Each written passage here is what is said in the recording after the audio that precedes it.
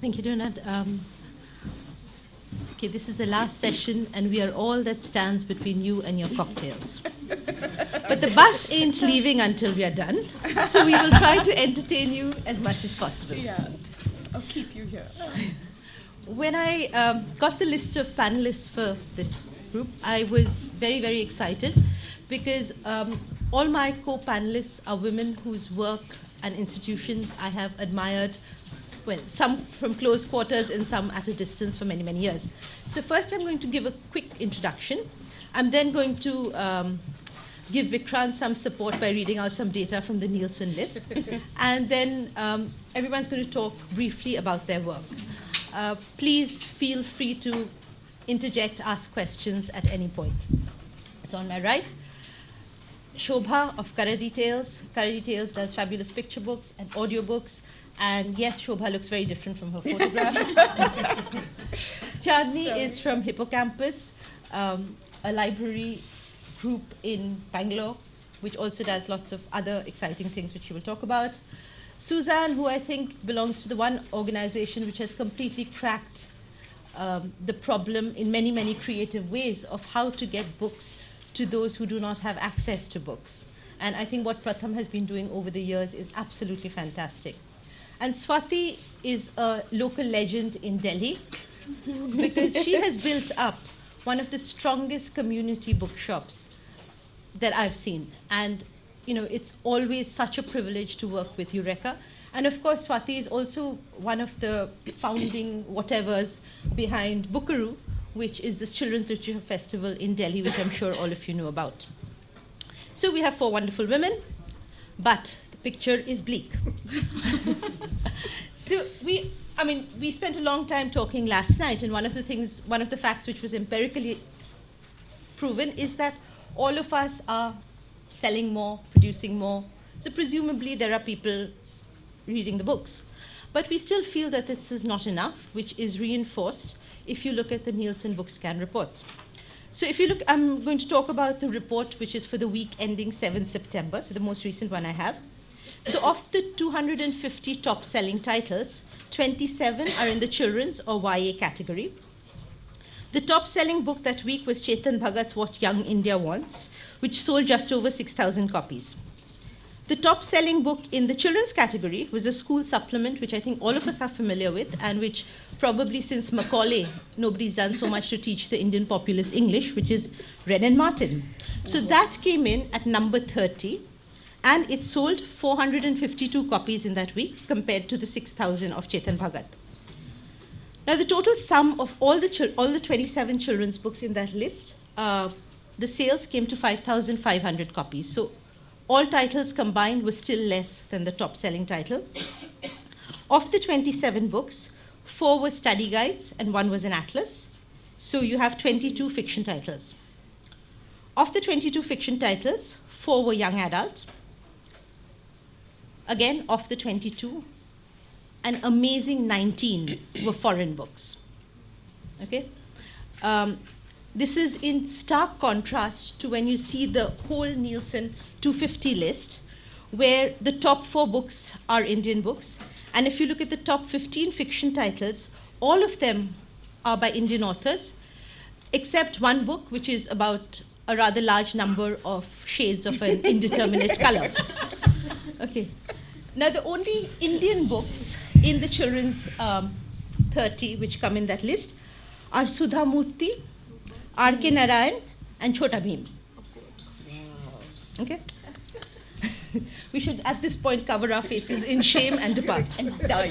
Okay. And die. Then, of the 19 books which are foreign books, initially published elsewhere, reprinted here, 9 of them belong to the Wimpy Kids series.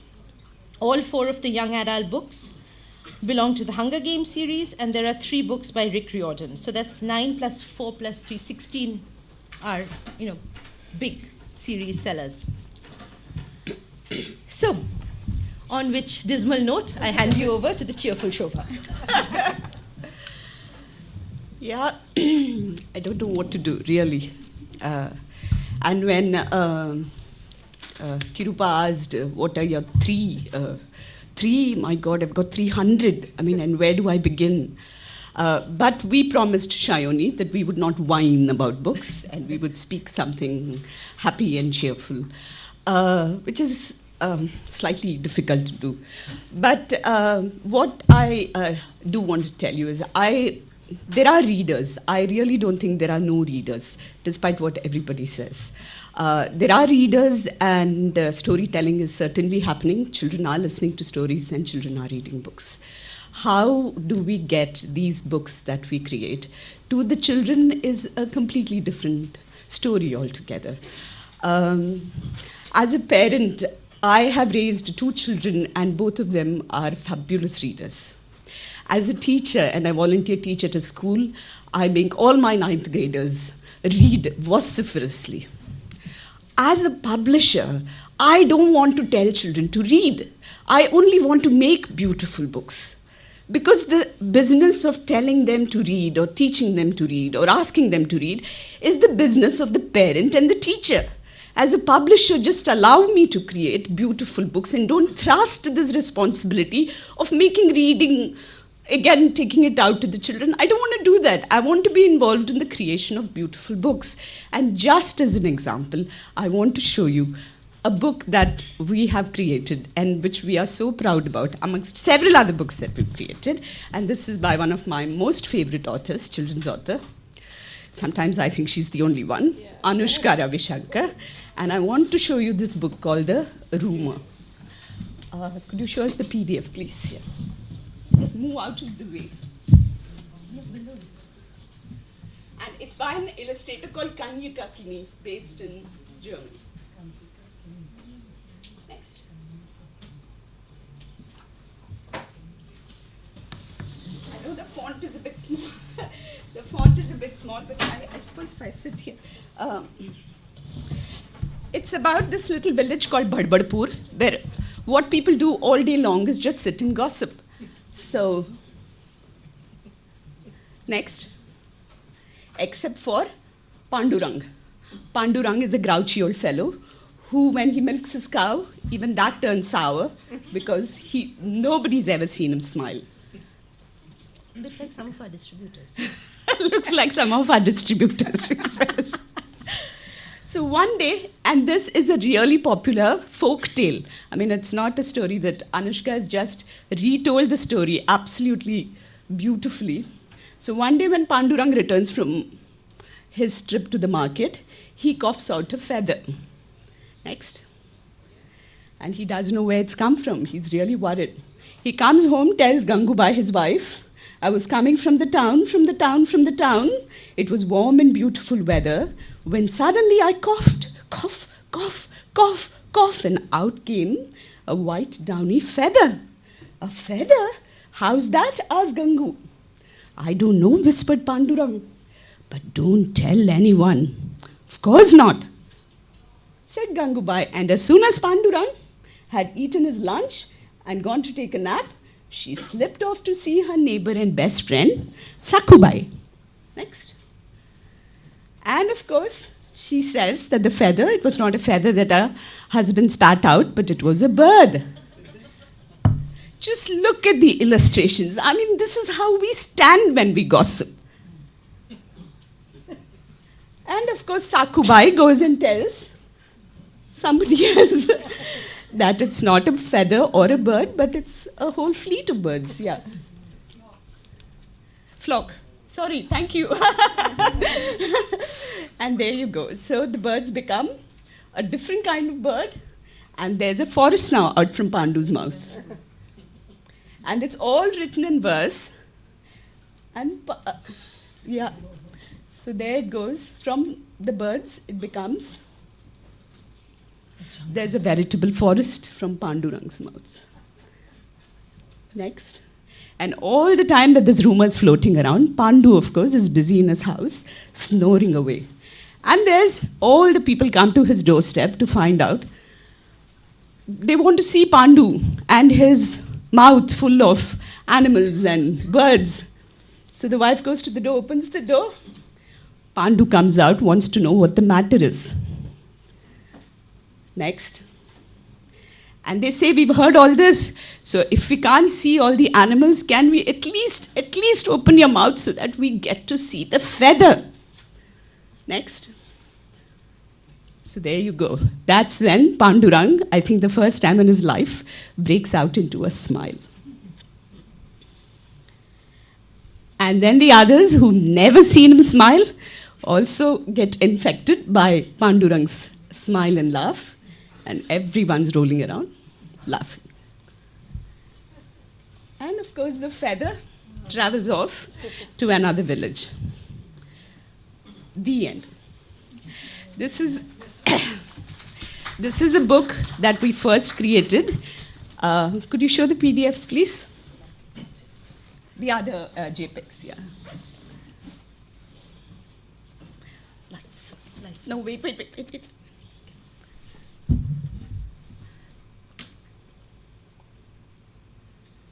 So we sold this in Spanish.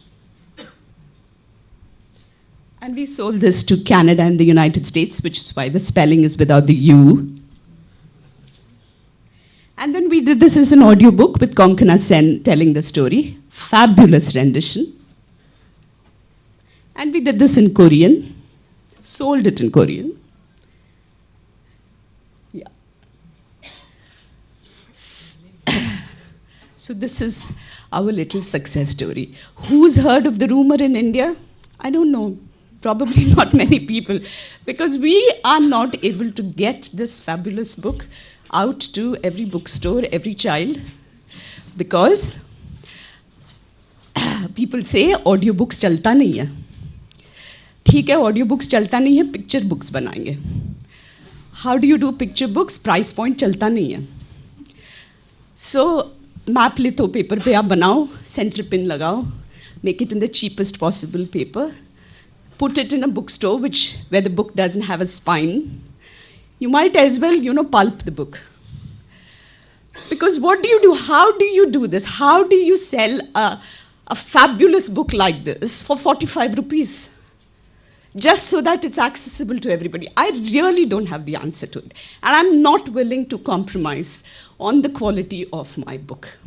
So I will make 100 copies, give it to 100 children I know, and probably perish my business. Really. So this is where we are right now.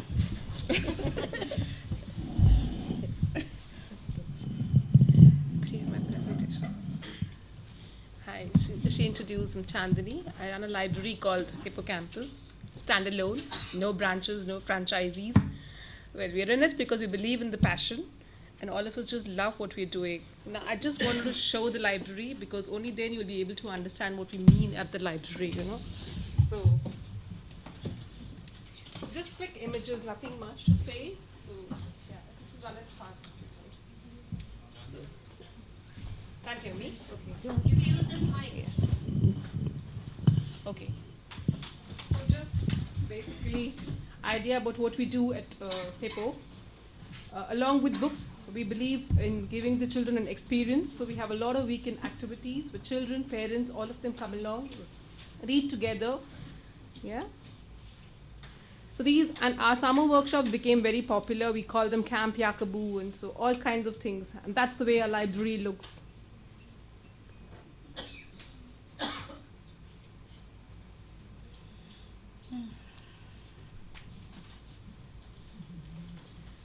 So we also started the home library. So you say that I can't reach you, you're very far, whatever. So okay, go online, choose your books, we'll deliver them home. So no excuses, you have to read, yeah? Where are you based? Chennai and Bangalore. Yeah. Then we began the Who's Tales. We did 2 sessions of this. We didn't continue, I don't know why. Could be, we also were in Swati's woes, so that's why we didn't. But whatever, we were lazy too, but we did 2 sessions of storytelling where we had very good storytellers coming in. This is Craig Jenkins. I don't know whether his stories were popular or his shoes were popular, but he was a big hit for the kids. Yeah. And this is Richard. He also, there were lots of kids who didn't even understand English, but they, were getting along with him and wanted to be with him. So yeah, storytelling doesn't need a language. Katkatha, a puppet making workshop with Katkatha, one of our features of the Who's Tales. Our very own Jiva, she's always there with us. And this is the summer reading program, the Great Tail Chase, where we put up a list of books, we get the kids to read, we excite them with points, certificates, do a lot of events related to the books during the summer so that there is buzz, is excitement, the kids come and read.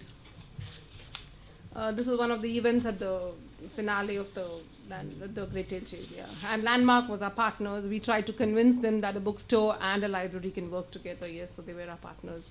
We also partnered with Just Books and other libraries to say that, yes, we all can do things together to promote reading, yes, that also was there, yes. Then this is our good reading guide. We've got a book council at Hippo. Every year we pull out good reading guides. So not only our members, but even schools. In fact, 1 or 2 publishers are angry with us because we somehow didn't mention their titles in the good reading guide, yeah, whatever. So this is all this led to the partnership with the Goethe Institute, which we did last year. And now I wanted to just show our new library, how it looks. So this is the gift for Chennaiites. I said, when we did the launch, we had a gift wrap like this. Yeah, and that was a parade. That's Umesh, Rupa, and the Max Miller partners. So we had Rupa doing a session for us. This is a magician from Singapore whom we had called for the launch. So this is where we have a shuttle where we have iPads and the computer where the kids come and use this. So we've got some books downloaded, games downloaded, but the kids use it there. They don't take the iPads home. Yeah. Then this is another corner for the children to come and read their books. So it's like an aeroplane and it's positioned near the window. So it's like, I at least feel, that can I fly away with the books? I at least feel like doing that, yeah. Xbox Zone. So for all those publishers or all those people who've been telling us we've not, embracing technology, we are embracing it fully. Yeah, so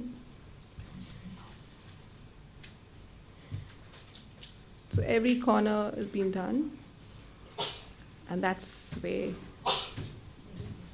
So I just wanted to show I love the library so much that's what I wanted to bring out, and we've all possible things what we've done to promote reading. There are some events which will go on, but it's just the basic thing that we've done so much. Kids are excited, parents are excited. Everywhere I go, people say, "Oh, Hippocampus! I've heard of you. I've heard of the collection. You have everything." But I still want to see more kids reading. Where is it in Chennai? It's in Adyar, Indiranagar. Very strategic location. I mean, everything is beautiful, yeah. So we've got some more events, but I just wanted to get the basic idea. So a library can be beautiful. Everything is done. Even if we've been talking about getting the e-book, everything on, I don't know how much that's going to really help us in getting them to be readers. And my personal concern is we're saying that all our educated parents, everybody is doing so much. We want to do everything good for the children. But how many parents are really spending enough time for reading? So in spite of it all being in the education thing, so I think we need to start, spreading the word across that there's nothing as beneficial as getting your kids to read, and there's no pleasure as sitting with your child and reading. I think that's the best thing, So that's all I wanted to say about it. Yeah. Right. So I think I represent the token not-for-profit children's book publisher. We're called Pratham Books. And I've got a short presentation really to share the work that we do so that there is a context to the discussion of how we market to children, because our constituency is much larger and much wider than most of the discussions that we've seen here today. So I'll just stand there. It will be easier to navigate. Right, next. So this is our mission statement, which is a book in every child's hand. And really for us, the goal that we have is that every child needs to be enabled and have access to books, just like some of the more privileged children have. And that is really the lens with which we view everything that we do. Next. So this is the landscape in India, very large, very complex. We've got 300 million children between 300 to 14. That's like a humongous number. This is FIP data, which said in a particular year, I think 2 or 3 years ago, that India published 80,000 titles. Of that, we've only done 25,000 titles for children. 80% of our work is published in Hindi and English, yet we have about 151 languages. I mean, 22 official languages, but about 151 languages that are spoken across the country. Next. So just to give you a reference point of how books work in the developed world as opposed to books in India. So in UK, there are 12 million children. They produce 72 million books annually, which is like roughly 6 books for every child. In India, it's the reverse. We've got 300 million children, rough data, 15 million books a year. So that's 1 book for every 20 children. So I think the first big challenge that we have is that there aren't enough books for, and I mean all children, not just English-speaking children, but for all children. Next. So we've got like a 3-way kind of formula for addressing this at Pratham Books. The first one is that we want to produce more books. So we roughly do about 200, 250 books a year. We do them in 11 languages. So all books get done in a minimum of 6 and a max of 11 languages. And the third big kind of strategic tool that we have is that we believe in an open content policy. And I think Kiruba had talked about it, where he'd said that, TED online has 1 billion views, and yet you have people paying, $7,500 to go and view TED, right? So we don't believe that by putting stuff online or putting content free, you actually reduce content. Our belief is that the more open content you have, the more you're able to kind of exponentially increase the quantity of content. And that's a really important kind of strategic tool for us, because we believe that as a publisher with 30 people, that we are never going to be 200 people. We're never going to be able to produce 1,000 books a year. So therefore, by setting some of our content free, we're able to kind of, do things with it. Next. So we work with Creative Commons licenses, which what it means is that we will put out, and at this point, I think we have 150 books is what Bridge was telling me, 150 books that we have out, which are, without copyright in that sense. You have to just kind of attribute it to us. So you can take our books and do what you want with them, as long as there's an attribution which says that the source is Pratham Books. And I think at this point in time, we have more than 400 new derivative works that have come out of these 151 books that we've set out. And Bridge was telling me that they've done the first iPad app for Pratham Books, and Mango Reader. Jagdish just showed me a new version of the book which I hadn't even seen. Next, just run through these. So so one of the things that we do that happens with Creative Commons, I mean, we don't do it, is that our books get into languages that we don't work in. We work in 11 Indian languages. We've got books in Spanish. We've got books in Bangla, which we haven't done for a while. We've got books in Lojban. We've got books in French. We've got books in German. We've done books in Assamese, which we haven't done, but the community's kind of done that for us. Next. We've got iPad and iPhone applications. So not all of it is kind of aimed at the upper income kind of product. We've done Braille books, we've got audio books, we've got that have been used for the for the print impaired. We've got content onto the OLPC laptops across. So really what's happened by setting out, some of our content, we've just got many more new products in the market. And the interesting thing that we're seeing now, and we've got to take a view on it, that a lot of people are also monetizing this content. For instance, Flipkart has taken our books, and they're going to be selling the books, and we've given it to them for free. I think Mango Reader is monetizing. It's got a $1 app for our book, but we don't earn any revenue out of that. So maybe that'll change, maybe that won't change. But the point is that by putting content out, you're able to get many more versions of that content than as a small organization we'd be able to do ourselves. So because one of our big goals is to kind of increase the quantum of content, it's a very important kind of aspect of the work that we do. Next. So this was another thing that we did. Last year, we released one of our books where we released just the images, and we asked people to write new stories to that. Next. We got 56 new stories. Next. And this was the one that won. So out of that one set of images, 24, 30 images that were there, we got 56 new books, all of which were done online and uploaded to Scribd. Next. The second big kind of chunk of work that we do is not just enough to create content, it's also really important to increase access to this content. And I think we've bridged some of the gaps between, say, English and language. We've bridged some of the gap between print and digital, because really for us, it's really important to reach every child. So that's really the kind of guiding principle for the work that we do. Next. So one of the tools that we have, is that that from a price perspective, we've kept our books really, really affordable. All our books are under 35 bucks. We also have a 2 rupee product, which we call our mini storybook or a sachet. So it's literally like a 2-page book, but this gets used in the millions in literacy programs. And we developed that because as organizations were using our material on the ground, they told us that, even at 20 bucks, even at 25 bucks, your books are too expensive. I have to get a group of kids to share it. So is there a way that you can give me something really small, which is an emergent literacy tool, but something that I can put into the hands of every child so that child owns it and is able to flip it and is able to do their own thing with it? So we've got this little 2 rupee product that we call story cards. And really, I think we're sensitized and we're understanding the power of pricing, because, Chetan Bhagat wouldn't have sold what he'd sold if he were priced at, 4.99 or 5.99, right? I'm saying that we've understood the power of the 100 rupee pricing in the adult fiction market. And I think in the children's market, it's even more critical, because we have 200 million children who go into government schools and who are, first generation learners and who don't have the kind of incomes that would allow them to buy books that are more expensive. Next. So because we've got this big, hairy, audacious goal of every child, we have to innovate. We have to innovate because there are no established models that allow us to reach the child that we want to reach. So one is clearly product innovation, where we've kind of made this mini storybook and, it's being used very extensively on the ground. The second big piece of what we do is distribution innovation, because as all of us have kind of, listened to all day, that there just aren't enough bookstores. And we're pretty much agnostic. We don't work with too many bookstores just because the margin structures don't allow us to work with bookstores. But we're there in every e-chopal. We are there at the Future Group's fair price stores. We are there in the Walmart popular price stores.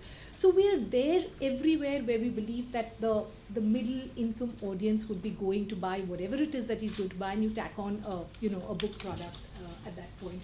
We've also distributed through post offices with not too much success, but we're hanging in there because we know that at some point that thing may give us a large kind of channel. We've distributed through the Indian Railways when they do these study tours.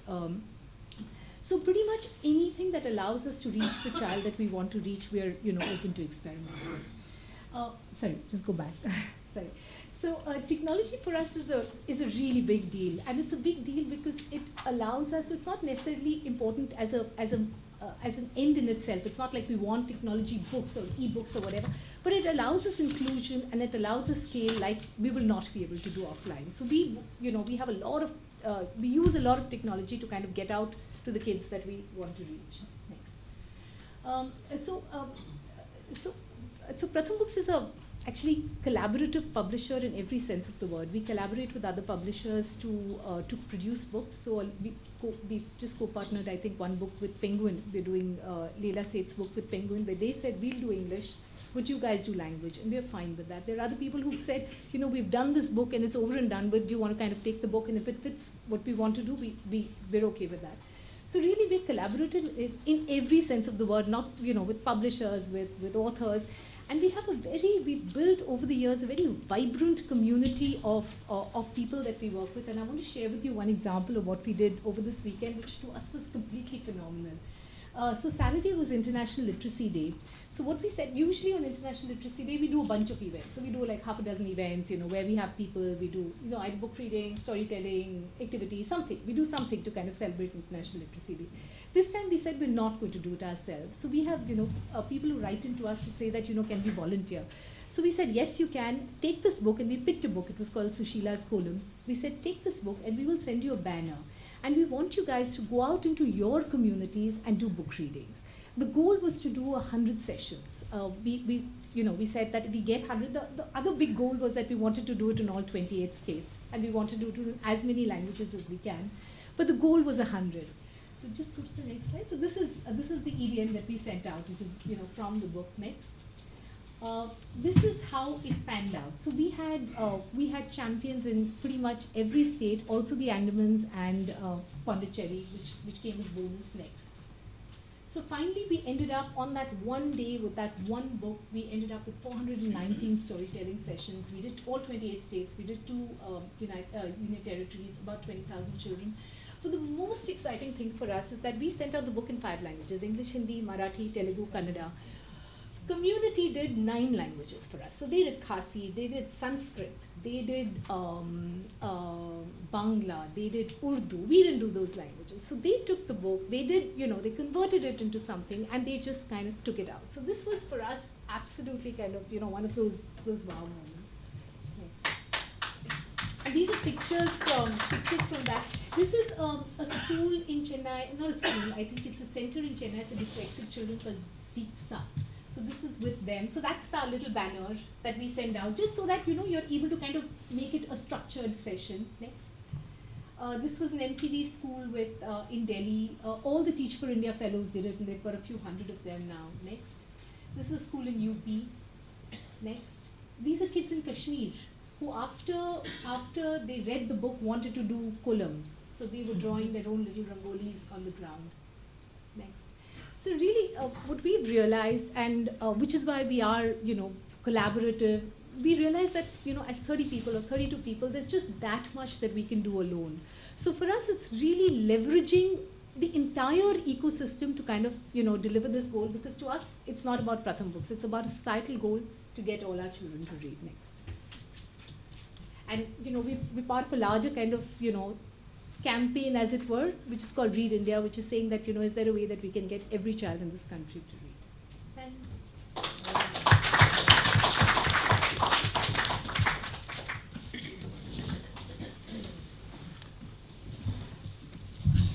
Hi. I'm Swati, and she's sort of, set the bar too high, and this one has set it even higher. Nothing of the sort. I don't operate in any not-for-profit environment, but I'm not making profit. That's a separate matter. It's a very much a standalone bookstore in Delhi, and it is in GK2 Alaknanda. So there also, there is a bit of a struggle because of the location. But anyway, I'll come to that later. So it's basically a bookstore for children, and perhaps Delhi's first bookstore for children, because right now I think there are a couple more. One shut down, but the other one is working. And our focus was to provide an enjoyable experience to the child. Here the hero of the story is the child who comes into the bookstore and has a fun experience browsing, selecting, sitting and reading, and then perhaps that doesn't mean I've got a 500 square feet store, but yes, some people still say we love it when we can pull the muda and sit on it and just read and spend hours there. That's why perhaps we don't make profits. So what is it we do? See, when we started the bookstore, we started with the basic premise that children are not a homogeneous entity. Everybody has an identity, and we wanted to address that. And where did that begin? Because we went to the existing bookstores and we realized that when we asked for children's books, we were always sent to one corner, tucked away in one corner, there's the children's section. Or textbooks yahan nahi milte, that kind of a feedback. So children's books at that point did not have so much of an identity, but we knew that there was something happening, and there was, even within the range that was available, it could have been categorized better. So that's perhaps where we started the bookstore. So can we have that? So at Eureka, we believe that each child comes with a different need. Even 2 children of the same age will not have the same needs. So they will have different levels of reading, they come from different backgrounds, and it is that level of specialization that has perhaps led us to be who we are. And to add excitement to that entire process of buying, reading and all of that, this is what we do. These are just collage of events held at the bookstore. So I'm not going to go into details about each of them, but that's what we did. That's the size of the store you can see. So we introduced a concept called a Euro Club concept, where we have a kind of a book club. So we meet at least once or twice a month, and we could be celebrating anything from Roald Dahl's birthday to know about Gandhiji, or to learn about Gond art. It could be anything. So we've sort of created a bond with our audience, and because of that bond, somehow there's this connect where the child can come to us safely and ask for a book and expect a proper response from us, because we've been doing research, we've been listening to them, so we've been growing our list, and we're kind of able to assess the need of the child and able to suggest accordingly. In fact, just before coming here, I kind of send out a text to some of my customers, and just to find out, why do you shop at Eureka? So most of them came back and said that it's the rapport, it's the feeling of bonding with the bookstore, it's your ability to lend some confidence to the child, so he knows that he's not going to be given a project book or a homework kind of a thing, and I'll probably sort of understand.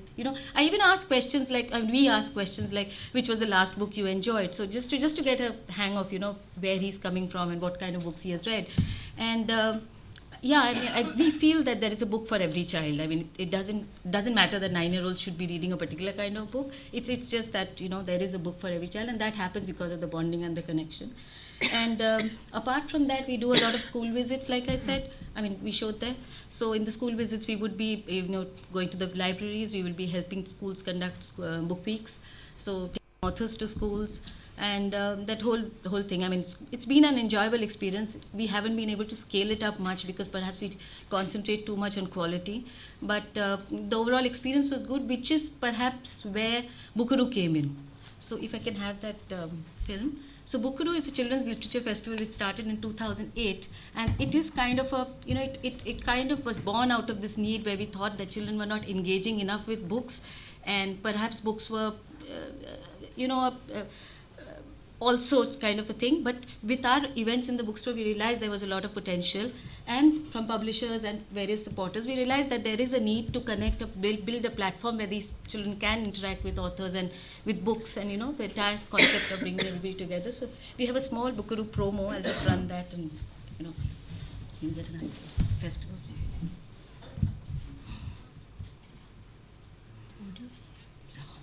Audio.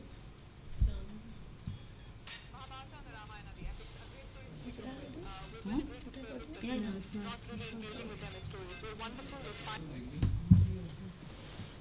The computer sound is not hooked to the hall system. Oh, sure. So we won't be able to hear the sound. Keep the cordless mic next to the laptop.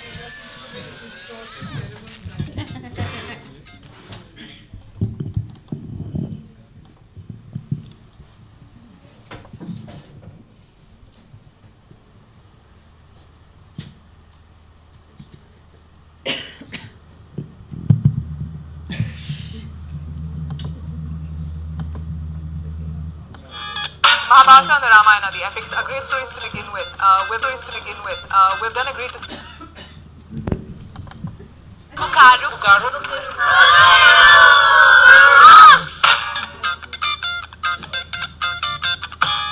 Mahabharata and the Ramayana, the epics, are great stories to begin with. We've done a great disservice by sort of not really engaging with them as stories. They're wonderful, they fire up the imagination.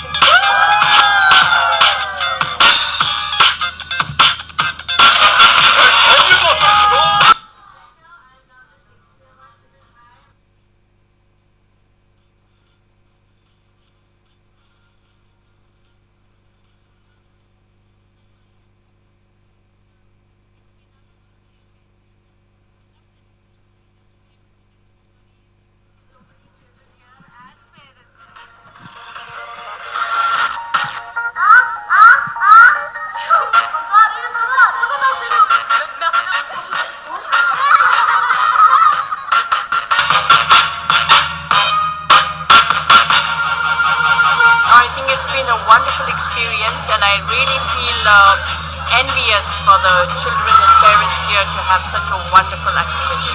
I think it really makes books come alive and children to participate in all the stories.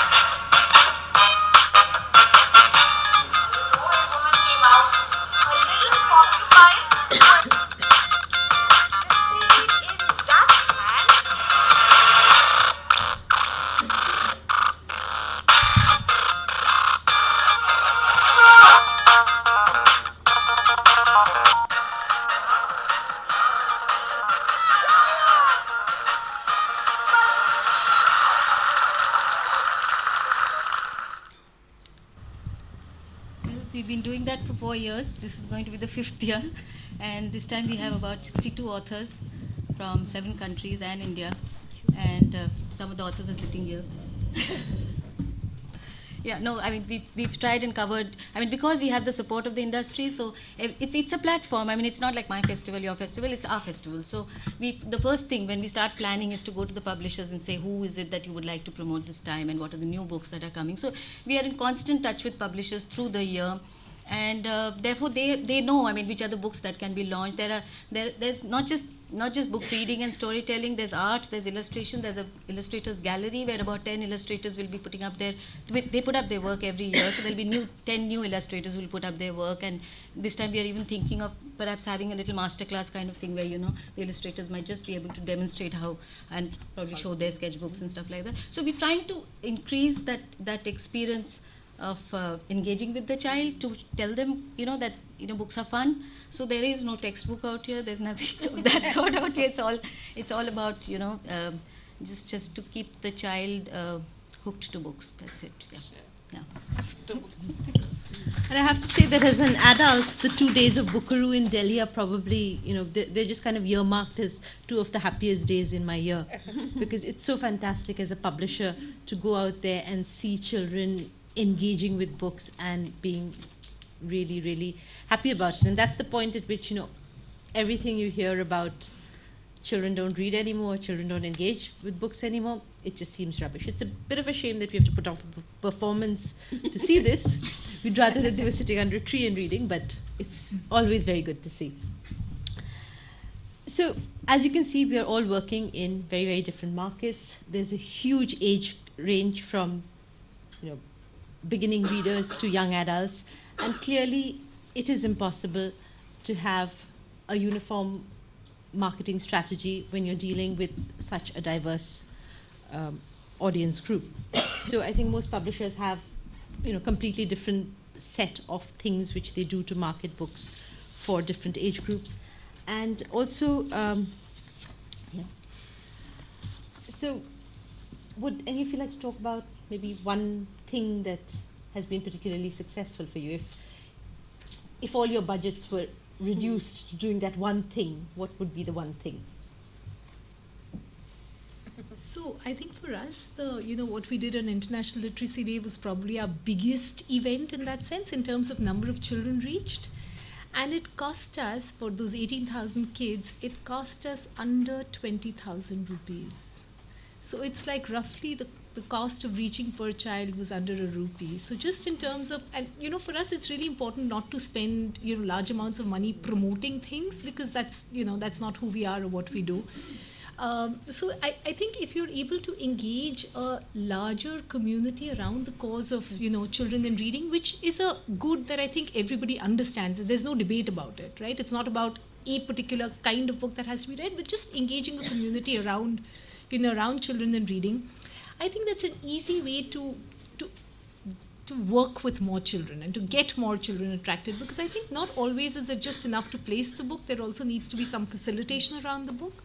So therefore, if one were to kind of build up larger communities around reading and children, I think you'd be able to go forward. How did you identify those ambassadors in 28 states? So we've got a very vibrant blog. So we sent out blog, tweet, Facebook saying we're looking for 100 champions. And we ended up with close to 300 there. So it was quite amazing. And till the last day, when we'd actually stopped shipping out the book because we couldn't, so 2 days before the event, not maybe 3 or 4 days before the event, Baba Amte's granddaughter, a lady called Dr. Sheetal Amte, who works with about 600 children who are either sight impaired and children of born from parents with leprosy. I think the organization's called Anand Vanch. She wrote to us and she said, I want to do this with 500 kids, send us. So we couldn't find a courier that goes into Chandrapur. So it just, everybody scrambled. I mean, there was this whole kind of chaos in the office at 8 o'clock at night to try and find a courier that goes out.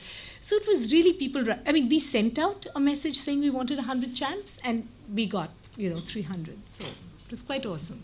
Extending that question, why you have a very online, thriving online community.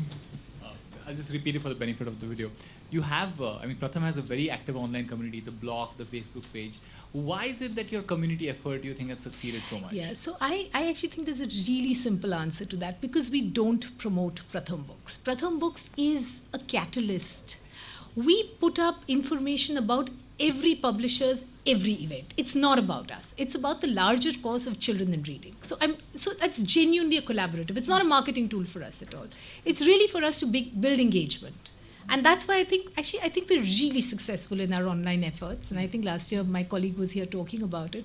But because it's not about us. It's not about Pratham Books and the work that we do and the books that we publish. It's not. I mean, that's a catalyst. But it's really about, about the whole kind of, ecosystem about children and reading.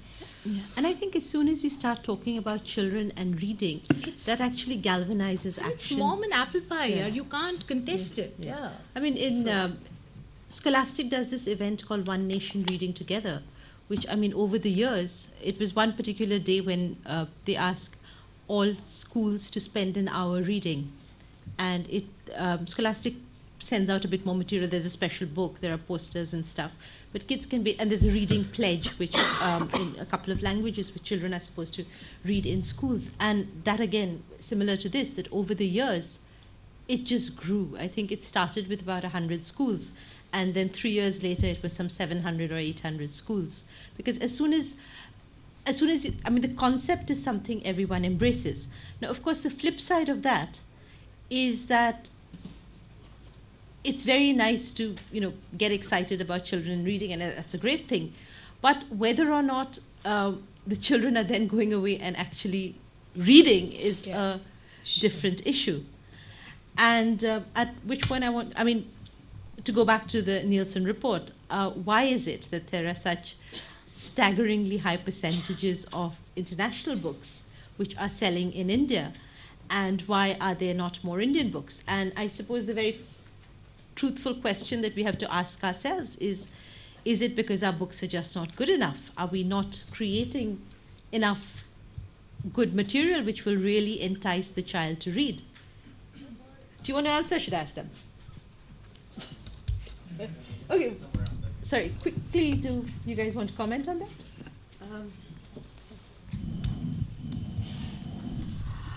I think it's not that we don't have the capacity to create beautiful books. Of course we create beautiful books. And as far as the picture book category is concerned, and that's probably where my domain is, and I'm not even talking about the wimpy kid age level, under 10, there are not too many picture book publishers in India. And the whole picture book reading for a child, I don't know what kind of books parents buy for children under 10 other than activity books or coloring books or join the dots or puzzle books, unless the parent is a really educated parent who goes and buys the books. So if I walk into a bookstore and if I walk into the children's section, what I will find in the under 10 category is many of the retold Panchatantras and the Jataka tales, brightly colored and not hardcover, some hardcovers which are anthologies, many stories, 365 stories, one story per day for your child. But many of them are of not the quality that you will get from international publishers. And the few publishers that do make really beautiful books, to find visibility in that space is really, really so hard. As far as Karadi Tales was concerned, when we started with our audiobooks, it was really easy, it was wonderful. It was, we were the only audiobook publishers then for children. We still are the only audiobook publishers for children, I think, right now. And we were given a separate stand, a separate space, and we had separate visibility.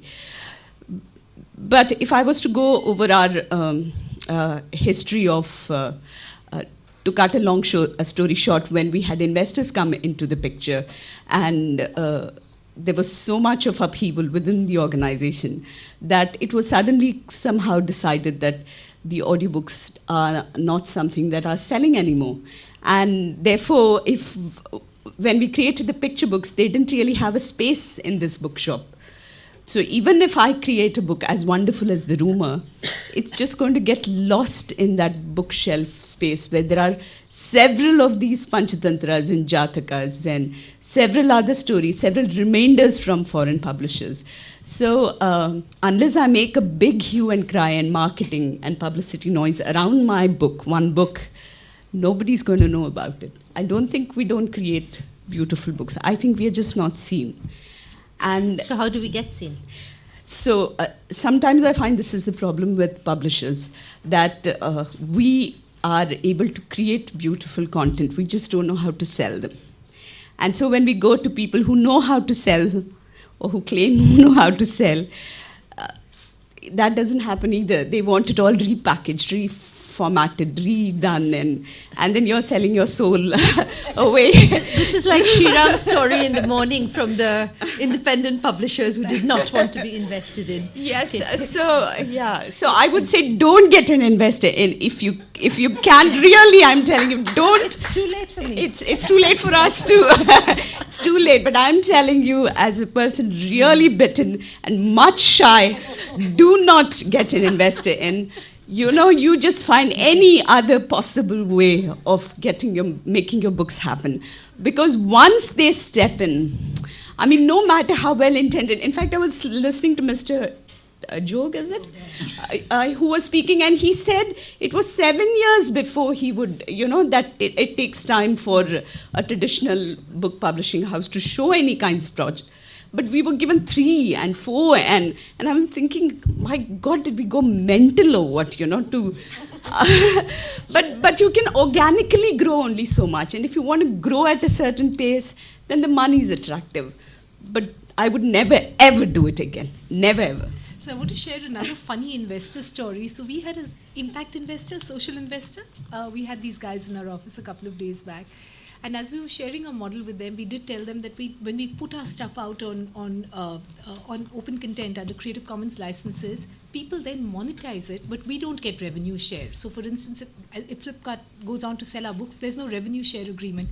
He looked at us like we were nuts. He said, why would you do that? We said, because we believe in the open content policy. So for us, it's more philosophical than commercial in that sense.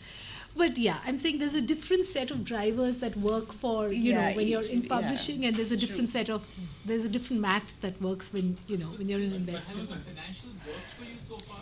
Right. So we're a hybrid model. So what happens is that we have a component of philanthropy that comes in. And the way it works is that book development gets covered under a grant, under philanthropy. And our paper and printing costs come out of the revenue that we generate out of the book. So it is a hybrid model. If we were to work on a pure market model, we wouldn't be able to price it at these prices. So there is an element of philanthropy that is built in. But the philanthropy is very clearly kind of put to kind of keep our prices low. So You only talked about paper and printing.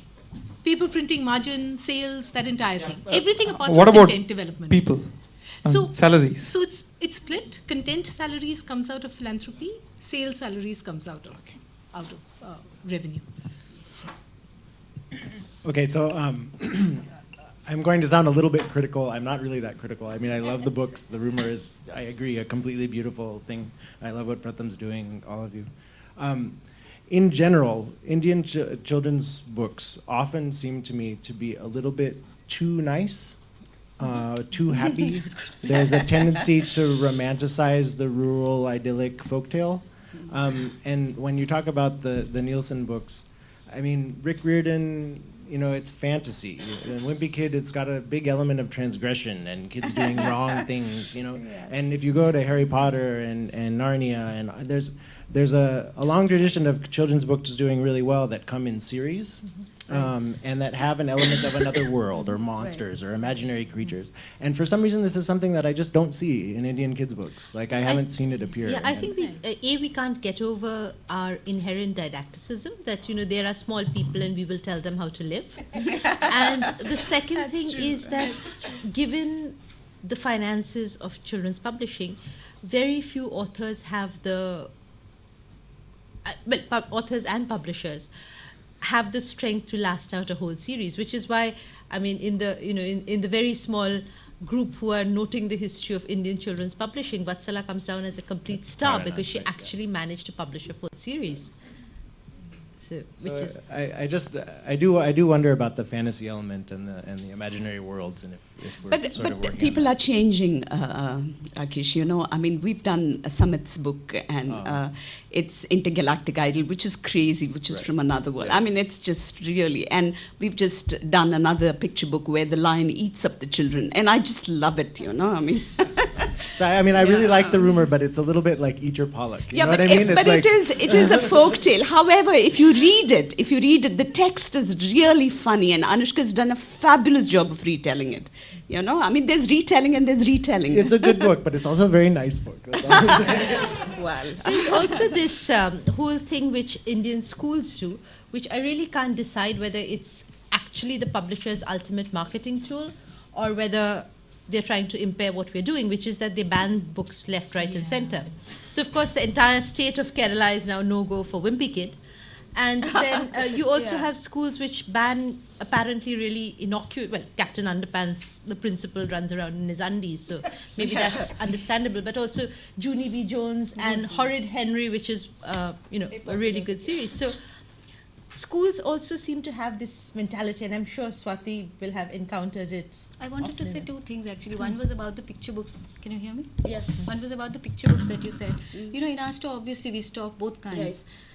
So up to 8-7, picture books do get picked up, but the child doesn't pick up the Indian picture book. Yeah. It's the mother. I know. There is a push, you know. Whereas the international picture books, the children pick up. You know, they'll just see a bear or, you know, Guess How Much I Love You or a Gruffalo. I don't know where it comes from. Maybe I'm catering to a market that has a legacy of Gruffalo in the house or something like that. I don't know.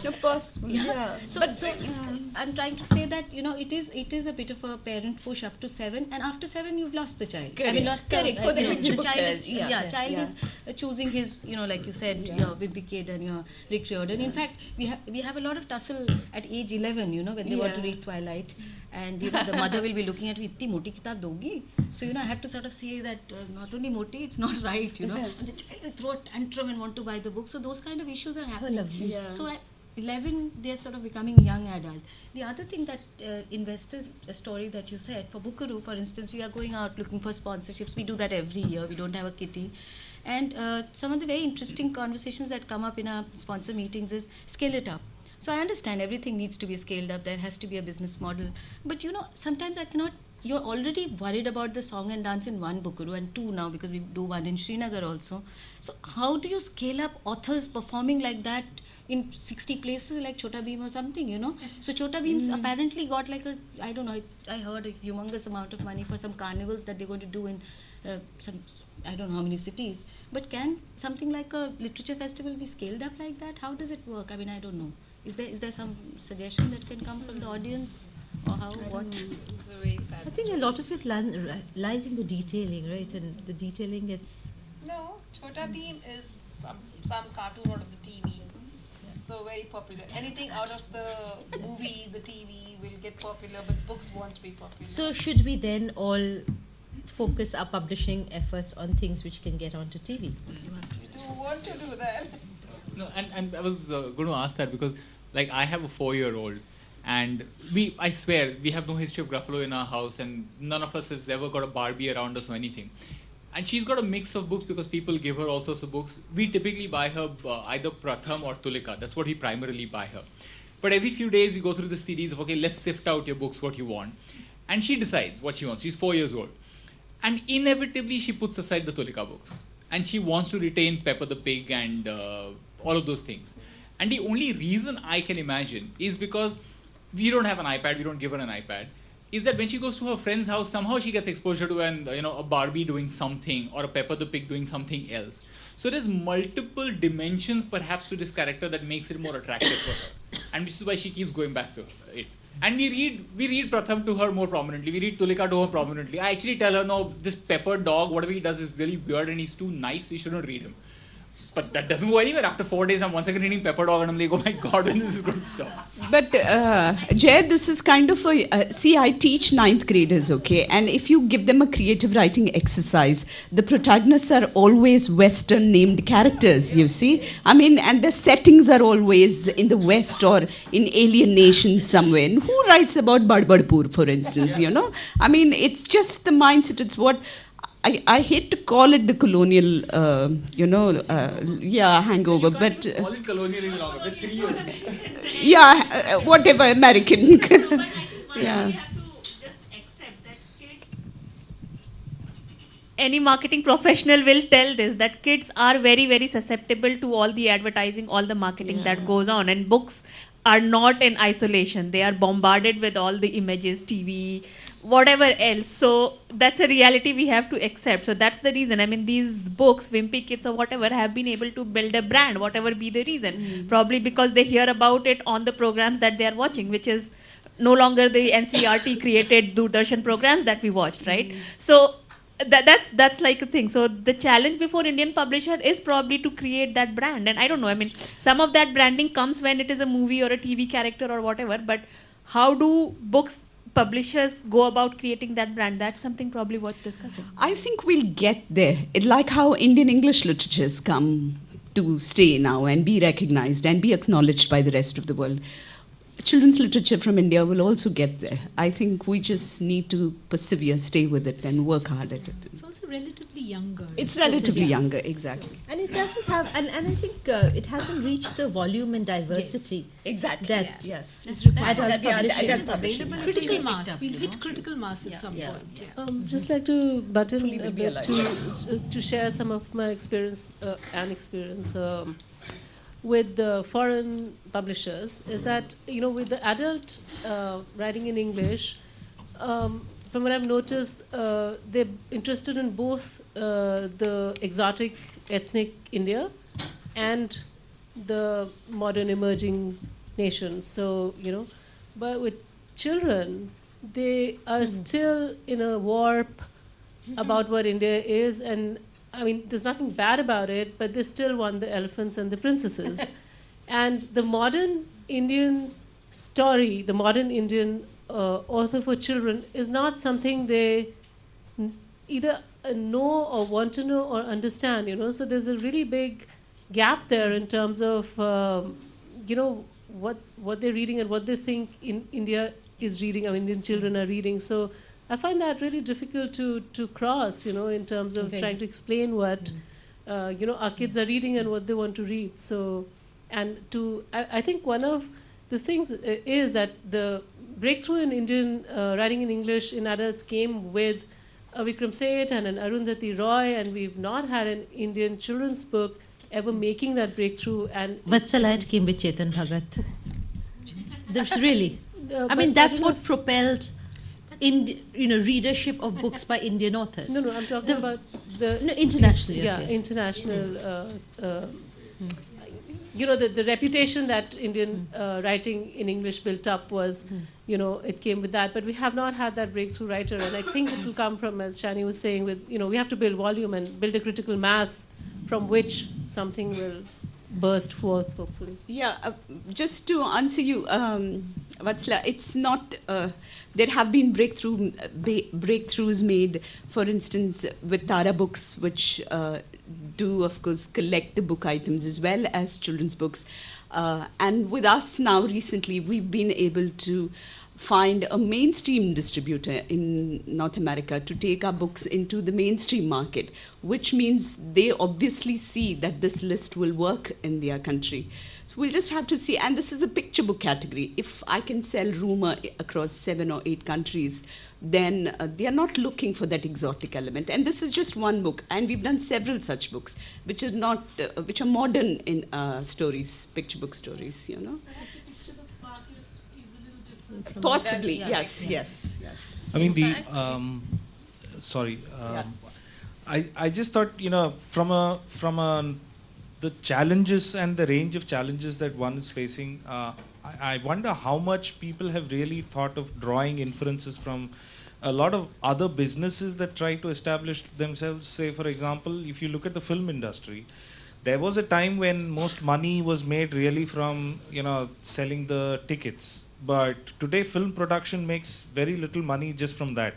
It's a lot that's got to do with merchandising, whether it's bed sheets or mugs or pens or.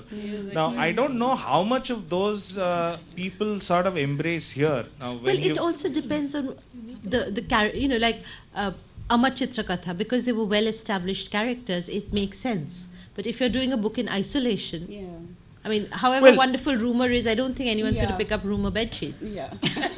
No, so again, It's a you may not agree. I mean, I agree, but then there's no harm in trying to say, I'll create candy that, Rumor candy, or there are ways money, Sorry? It costs money. There's the money. No, but it's a collaborative effort. That's all I'm saying. I mean, agreed.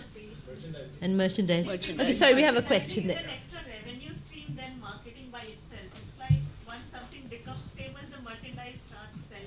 Yeah, Correct. exactly.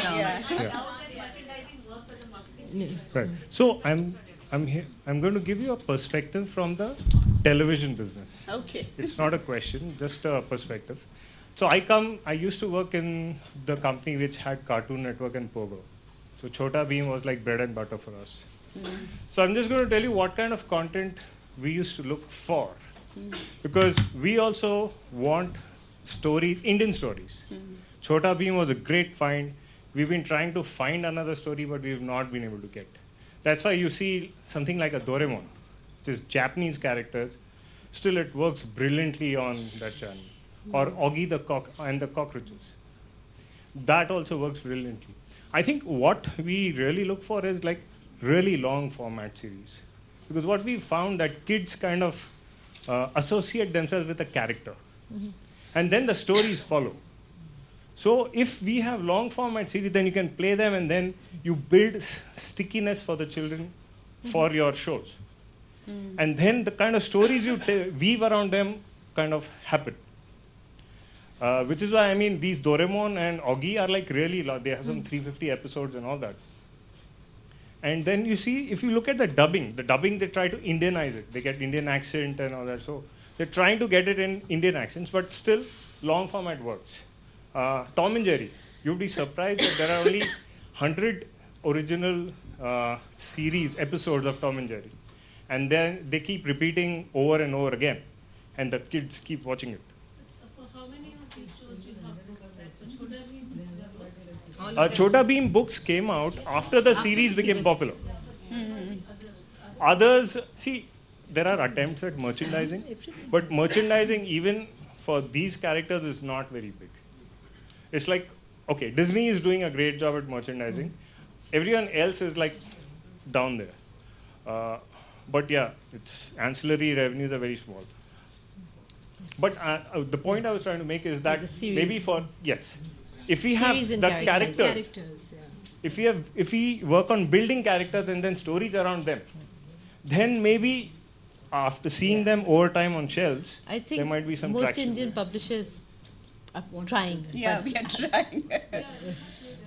But it's just, No, I mean, this is just from the television. I mean, I know Amar Chitrakatha has done a Supandi series, I mean, because the characters of Tinkle are really, the children love them, whether it is Shikhari Shambhu or whether it's Kalia the Crow or whether it is Supandi.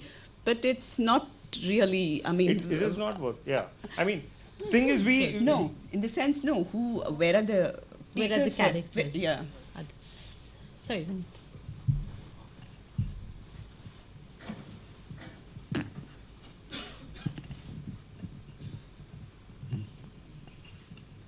I'm just going to throw in a couple of points that people here who should be making them are not making them. The National Book Trust, on behalf of the National Book Trust, which has done, I think in its great years, did some wonderful books which I still read, and one looks out for them. And unfortunately now production quality has taken a big hit at NBT. But I think NBT and CBT to me really represent a kind of Indian storytelling that is a legacy we should really look at, and look at what, and so many good authors there that, you know, even today Manjula Padmanabhan's book, Going to Market, there are no words in that book. It's just a thin book, and it's so beautiful. I mean, I still buy it for my nieces and nephews, even though it's not rendered well in print. But we should really look at what NBT has done, and why is it that NBT and CBT have failed to sustain our imaginations. And to add to that question, why does NBT or CBT, NBT especially, not support other English language publishers in buying rights to other language publishing? Yeah, that's a question Hindi I'd like to especially. ask. Although you're buying our rights, no? Don't antagonize him too much. Ruben? No, Sumit. See, NBT is one of the largest children book publishers in the country. It publishes in about more than 30 languages. Many of the languages you may not have been heard of, Missing and Limbu and Kokborok and these languages too. NBT is open for collaboration for anything. Even NBT every year is celebrating the National Book Week from 14th to 20th November. And we want this to be a movement. NBT telling and NBT celebrating doesn't make any sense. So if you have any proposals for making this... I have a question for you. So Government of India is spending huge monies on buying books, right? Now under RTE, library mandated, books have to go in. There are hundreds of crores being spent by governments on procuring books for children. And the books that they're buying is rubbish, is absolute rubbish. Walk into a government school library, you'll find a biography on Salim Ali. There are no joyful reading books for children. What is the role that NBT is playing in advising the government on what are the books that need to be bought? What are the books that kids need to read? And how are you guys facilitating that? See, NBT has no role to play in selection of books. But you should. You should. You're a Government of India body. You should. Children's publisher. You're a children's publisher. You should. See, the fate of the books which are published in this, which are purchased in this, what you call government purchase. I happen to be in a team when in UP, there was an order from the UP government that they have to purchase 5,000 rupees worth books. Each school has to purchase 5,000 rupees worth book from NBT. And I went there to, you can say, even sell the books. So what we did, we made a selection, we made packets, and all the school librarians were coming. They were giving us the check of 5,000 rupees, and they were taking the books. Now, here the problem lies. The librarians, since it was a purchase from NBT, although they expected something from us, we were not able to give. That's one. Secondly... Sorry, expected something from you in the sense of... What they expect from everybody. They wanted to expect. Okay. What they expect from everybody. From private publishers, which I should not say openly, but something. From bookstore owners. Huh? Favors. Whatever it is, I don't want to. I don't want to go to it. Yeah, there we can see. So I happened to meet my librarians, and what they said when I started talking to them, they were telling that even the carrying cost from the place where we were giving books to their school, that they had to pay from the pocket. This is what they said. I don't know how much truth is there in it. And then I asked them that what you are going to do with these books. भाई हम तो जैसे ले जा रहे हैं वैसे ही, जैसे पैकेट ले जा रहे हैं वैसे ही रख देंगे. मैंने कहा क्यों रख दोगे? इसमें से एक किताब कम हो गया तो वो कौन भरेगा? This is the fate of our government supply, government purchase. From one go down to another go down. But we can't. Who should we address this can't question we need to absolve then go and ourselves do of it. this problem. Yeah. That NBT should look at then is probably adopt Pratham Books model of open content, let other people publicize it, let it reach some other people at least. And if government is what it is, I don't know. It reaches. Yeah. See, our books are almost free, almost free. Our books are so cheap, you can just say that it's almost free. Cheap is fine, but I can't take them up and, take them elsewhere, right? The only thing I can do is probably resale, which doesn't always work. But the kind of model that they were talking about, releasing it under Creative Commons, there are a lot of new things can happen. People can do different kinds of things. Maybe a different publisher can incorporate that content, and that's good quality content, which can then reach out to some other people. I mean, maybe not through government channels, but whatever channels all these people are using.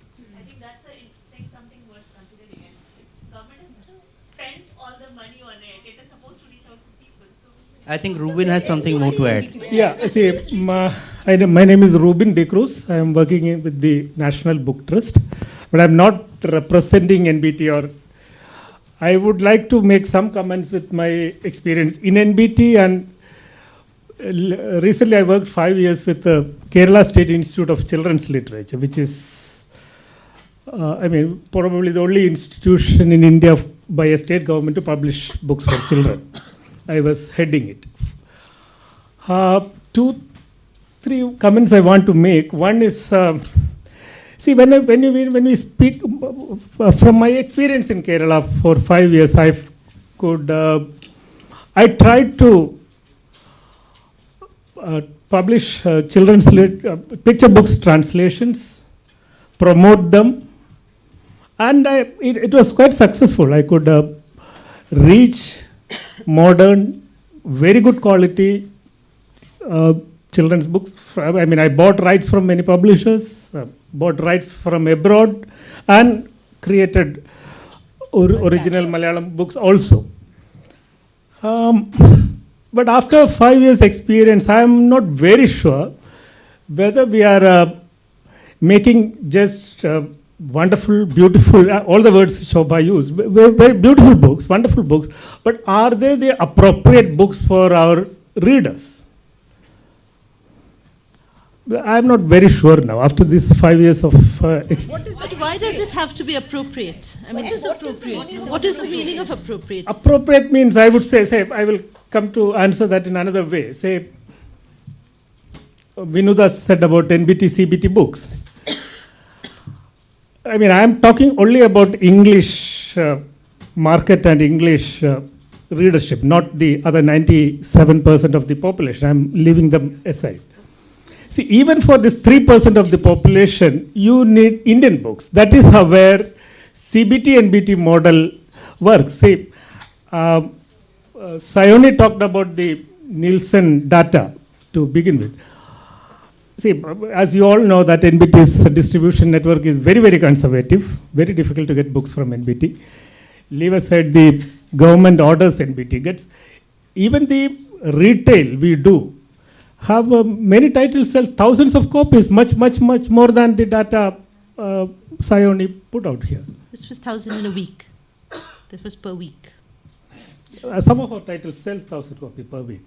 I don't know where they sell because when I want to buy Yeah, it's never available here. I can buy Pratham books, I can buy Creditas. I don't know where to buy NBT books except when I can find some copies in some book fairs, and that's really big. NBT books spread all over this huge country. No, yeah, it will. No, it is not. Get it for life. Where? Book fair. I am agreeing to that. It is very difficult, but it sells. Hey, I agree. NBT likes solo session actually. Tomatoes. But still, the books are selling. We have our data number of. Where it's going to get locked? No, it is not. No, he said in a way you open it. I have not come with the data, so I could have given you that. See, recently, one title I can tell you about in Malayalam. I don't have the data about English. We have a very best-selling NBT title, Toto Chat. In last 1 year, I mean, we could sell 17,000 copies 1 year. We should get Nielsen to record it, because then we'd have NBT on the list. Actually, that's Which would right. be really good. Nielsen should get Anyway, NBT data. so yeah. that is one comment I Very- wanted to make. yeah, thank you. Second is one. Okay, yeah, it's 7 o'clock, so if you finish, then. Yeah, you see, another thing is this, about the school purchases. Actually, the issue is not just the proper book is selected, but as Sumit said, it is whether the books are being used. One system we tried in Kerala was that there was quite good amount of book. You see, there is a relatively better system there with 12,000 schools and relatively active school libraries. What we did is that there are agencies also, so it worked. A committee prepared a list of, say, 3,000 titles, and every school will be buying, say, 100 titles a year. So it is fairly a large choice. Schools can buy only from this list and only from a government agency which is called Kerala Book Marketing Society. And from these 3,000 titles, there will be exhibitions in every block headquarters. There were around, Taluk headquarters. There were around 64 exhibitions we organized. The issue Sumit mentioned is that the teachers doesn't get money even to carry books to their school. It is a real issue. It is not. It is easy to ridicule them by saying that it's chai pani, but why should they spend from their pocket to carry this book to the school? Many schools are quite in faraway places. So the teachers are involved in selecting the books. It is not some books are dumped on their schools. They're selected. Even government agencies, institutions like NBT or Prathams or whatever. But when teachers get a role in selecting those books, they are used. Are there any other questions? Okay, one last one. Come.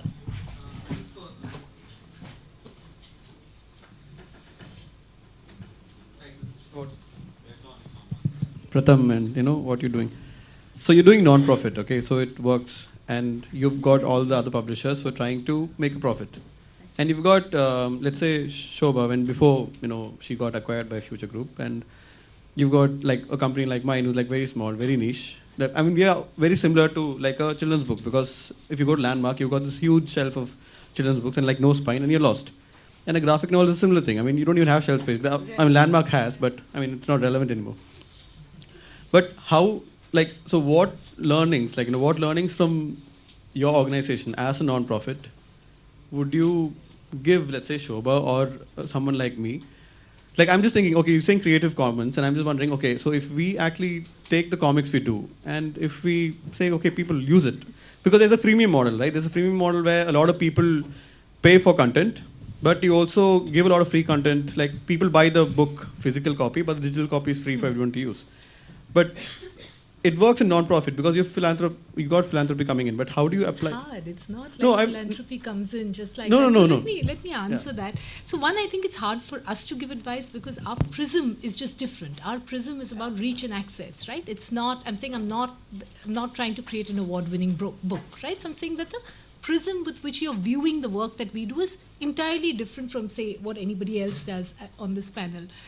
That said, and I'd really like to make this point because we get beaten up for this philanthropy aspect of our work all the time, but it's not easy. We're accountable for every cent that we get in philanthropy. It's not like free money that comes our way. So we're accountable. So we may not be accountable on a financial bottom line, but we're accountable on a total impact bottom line. So there is a set of metrics that we have to deliver on. So it's not free money, easy money. I just want to kind of make that clarification. But you know what? From my learning, and I think it's hard for us to give advice because we are, I think, the youngest player on the block in that sense. From our perspective, I think if we were to get out of this English language syndrome that a lot of us have and actually look at the market holistically in terms of just the complexity and diversity and the requirement on the ground, I think we may change that to say that, rather than just do English for, a certain set of audience, you'd probably do a larger set of languages.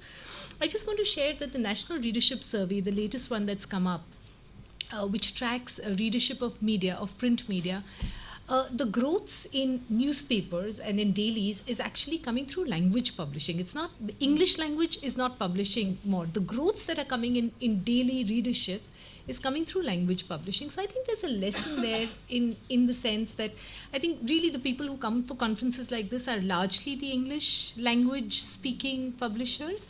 Maybe there's a case for, for more language. That would really be all that I would be.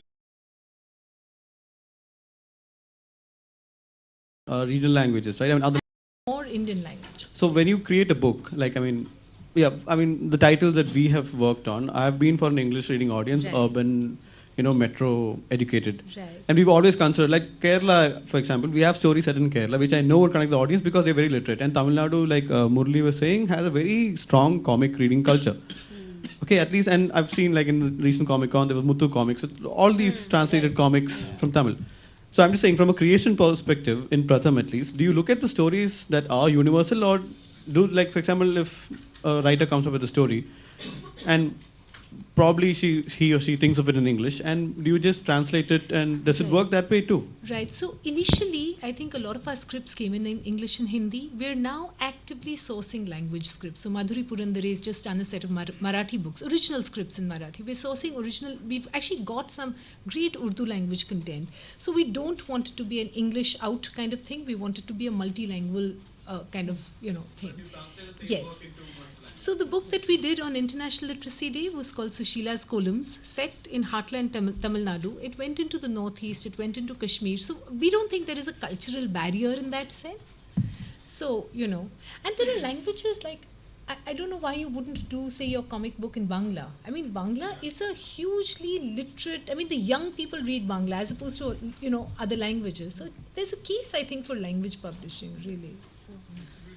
Yeah, I think the distribution models are what. Yeah. Okay, so it is 7 o'clock, ladies and gentlemen. The Cocktail bus time. await. We will hold you back no. Thank you, ladies. Thank you. Thank you. Thanks. This can be given to